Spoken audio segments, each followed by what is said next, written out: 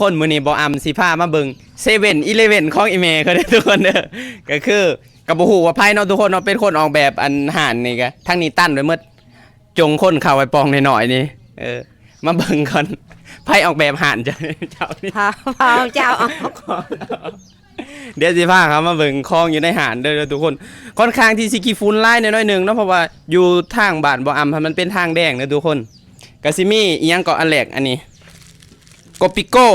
โกนี่นะจะมาจากไทยเด้อทุกคนเพราะว่ามีตัวหนังสือไทยขนมอีหยังต่างๆแม่นมาจากไทยหมาเลยอันนี้คือสิเป็นของคนลาวเฮ็ดอันนี้ก็น่าจะเป็นของคนลาวมีหนังเค็มนำได้พี่น้องอันนี้ย่าเซนย่าไอ้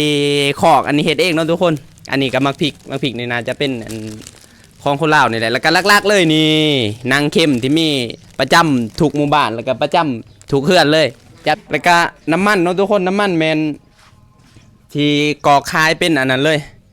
ก่อคายเป็นลิตรจักพันแม่เดี๋ยวนี้น้ำมันบาทเฮาลิตร1 28,000ถ้าตีเป็นเงินไทยก็ประมาณจักบาทหอนบ่40 บาทประมาณนี้ยังนี่ก็แก๊กๆแท้นี่เลยอ่ะอันนี้ตู้แช่มียังนี่อยู่ในตู้แช่นี่ขายยังในแม่นี่ฮะพวกกระดูกหมูกระดูกอีช่างนี่